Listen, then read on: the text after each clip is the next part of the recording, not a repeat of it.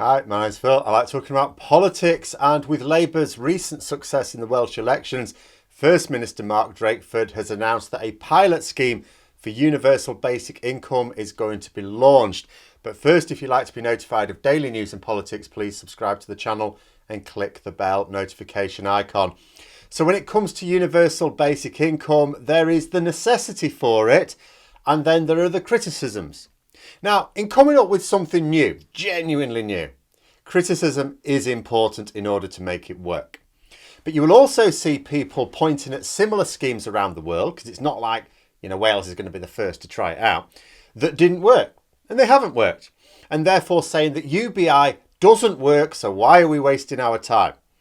So let me ask a question to those people. Say, last year, when the search for a COVID vaccine began, as with the development of all pharmaceuticals, in fact, as with the development of anything complex, the scientists didn't hit upon the solution right away. It wasn't like the government said to the scientists, we need a vaccine for COVID-19. Oh, right, okay, yeah, here you go. It took time to develop because there were failures along the way, that they learned from. They learned, they developed. And when they didn't get it right first time or even second time, should they have given up? Should we have said, look, these vaccines aren't working, so COVID vaccines don't work, so why are we wasting our time? The same question could be asked of the development of the internal combustion engine, of the space race, could still be asked of driverless technology or nuclear fusion power. The reason we have the level of technology that we do is because there were people working on it who persisted. And the people who just give up when they fall at the first hurdle and go, it didn't work, weren't involved in the projects at all. People who succeed do not ask, will this work? What they ask is, how can this work? The fact of the matter is that universal basic income is going to be a necessity. Too many people are sticking to an economic model that supposes that full employment is possible. And by full employment, I don't just mean everyone has a job, none of this 0 hours contracts. But everyone has a job that allows them to meet a basic standard of living. But this isn't the case. It hasn't been true for a very long time. And as automation rapidly advances, it's going to become increasingly less true and potentially at quite a fast rate. As a little Brexit aside, I talked about the shortage of lorry drivers recently that's going to bite us on the arse quite soon. Now, much of the problems that we are facing is caused by the government's attitude to Brexit. It's now more difficult to hire lorry drivers. It's been more difficult to train and assess lorry drivers. It's more difficult for lorry drivers to actually do their jobs. But there is also an issue in attracting new drivers into the profession across Europe. Young people worry that the job will disappear once driverless lorries come into being. Now, I still think there will be somebody needed in them to deal with the loading and unloading for the foreseeable future, but that won't be such a skilled job, and so the wages will be lower. So you can understand it. It takes quite a bit of training to become a lorry driver, and then it's still more years, like it is in any semi-skilled or skilled job, to really develop, your abilities with experience. And you go to all that time and effort for your profession to have its days numbered. So you can absolutely understand young people who are thinking of a career, wanting a career that's a bit future-proof. And there's going to be so many jobs that sound like decent jobs right now. You look at it, there's so little Johnny's wants to do this job. Oh, that sounds good. They're just going to disappear. Like most accountants won't be needed as software takes over their roles. Even middle managers are going to be replaced. You've got software being developed that tests indicate can do a better job. A robot can do a better job of middle management. Speaking of which, the tech-hungry nation of Japan, they've got robot receptionists in some hotels. Populations are growing. Ironically, not so much in Japan. But here, populations are growing and the number of full-time jobs on living wages is going down. And there's only two solutions to this, just two. One is you split jobs up. You cut down full-time jobs so that two people share them, but each still gets their full-time wage.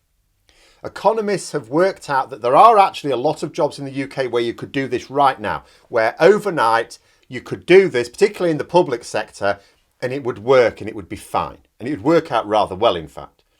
You know, I've worked in education. In colleges, for example, it's actually quite common. Colleges quite like part-time teachers because then you effectively have a full-time role shared between two people. You get more work collectively out of those two people than you would with one, because teaching involves a lot of prep, a lot of work outside of the normal hours. And, you know, a part-time teacher is more able to do that. Plus, you've got two perspectives on something, two brains in on a job, two decisions, or, you know, information on the decision. Now, there are some jobs where that couldn't work just yet, of course. But that draws resistance from the same people who oppose UBI. That's the problem with that one. And the second option, of course, is UBI. Jobs go to the people best suited to them. If there isn't a job suited to you, or your job doesn't pay enough to manage in the local area, then you have UBI to fall back on. It's there for everyone.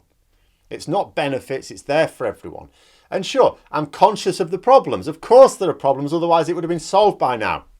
It is difficult to have a system whereby everyone has this income, with many having another income on top, without inflation getting out of hand. But you know what? It was difficult to go to the moon as well. But when there was the political will that just said, right, we're going to the moon, problems were solved. This seemingly impossible thing was done in a matter of years. Just because a thing is difficult doesn't mean it can't be done. And when there's a necessity for it, an absolute necessity, then a solution must be found. I mean, this is needed now, frankly. But there will come a time when it's needed politically. Even Conservatives won't be able to ignore it. See, when you get a critical mass of the population without a living wage, they will face mass protests until they do something. If you look at the furlough scheme, why did the Conservatives go with what is effectively a socialist policy in furlough? Because they knew they couldn't afford a certain critical mass of the population to be abandoned. They knew that that would hurt their voter base as well as the ones who don't vote Conservative. I mean, if you ask me, regardless of political views, it makes sense to act sooner. Why would you wait? You know, you've got more time to carefully consider the strategy, to try different things out, to refine it. Otherwise, you're waiting until you need to act overnight because the protests are at your doors. You know, the pitchforks and the torches are out. And then you have to do something quickly and you mess it up. And we know it's financially viable as well. They don't get to have the argument. Because, again, going back to the furlough scheme, that highlighted this. And don't imagine it was money that we can't afford to spend all the time. We just can afford to spend it for a limited time. The amount of money that furlough costs was less than the amount that the government have pissed away on cronyism. The amount furlough has cost less than this government has spent of our money on stuff where we got no return at all. I don't mean it wasn't good enough. I mean no return at all. And that is with much lower economic activity, because the furlough scheme was paid for workers to not be as productive, because they couldn't be as productive. Even more affordable when productivity goes back up. And if there are necessary savings to be made, I'd suggest we stop giving our taxes to billionaires. Maybe we should even get them to pay taxes instead. Also, if people are so precious about how much things cost, why is there such a strong link between those opposed to UBI and those who are in favour of Brexit, which is the most costly political policy a country has adopted since Paris eloped with Helen? However, I don't think we should get our hopes up that Wales will get this up and working and show the way for the rest of the country to follow suit. It'd be marvellous if that were to happen. Not realistic. The fact is, it's a complex problem. It's much like developing brand new technology. And the Luddites are in government, because there's the second problem. Wales doesn't have everything devolved to it. It would need the Westminster government to sort of get on board. Boris Johnson's government could cause a lot of problems for this. So realistically, it's not going to happen. You know, look at the pandemic for evidence of just how extreme their ideology is. Experts constantly say that we need to ensure that people have the financial assistance to isolate in order to keep the rate of transmission down. Just that one policy. I mean, the government have got so many things wrong with the pandemic. If they'd have just made sure that the financial support was there for people to be able to isolate, they could afford to isolate, we wouldn't have the lockdowns we've had. They wouldn't be as severe, they wouldn't be as long. The government refuse, even though it's hurt them in the long term, because they have a real problem with providing a safety net for poor people, whom they consider scroungers and layabouts. You know, don't forget, that senior members of the government, including Dominic Raab and Priti Patel, co-authored a book where they describe British workers as the worst idlers in the world. They just see it as giving money for people to do nothing. Odd, therefore, that they have no problem giving money to the rich for doing nothing. In fact, they seem to relish that. UBI would also improve social mobility, as well as making our economy work better. For example, we've got a shortage of nurses. However, all we can do at the moment, we are entirely dependent on young people in college right now deciding that nursing is the career for them. That's what we need. Older people may also decide that they'd like a career switch and they'd like to go into nursing, but very often can't afford to take the time off work to retrain, got bills to pay. But what if they could afford it? We might find it much easier to deal with shortages of key roles if there was a system in place to allow people to switch career later in life. As such, I can only wish the Senedd well on this. It apparently has support from MPs from various different parties, but I do have a feeling that the first country to crack it will probably be one of our Scandinavian neighbours, whose political system is based on social justice and equality. It would be really spectacular if a working model were developed when closed-minded gammons were in charge of most spending in the country. But still, we need as many governments around the world to pursue this in order to refine the model, because like I said, it is a necessity.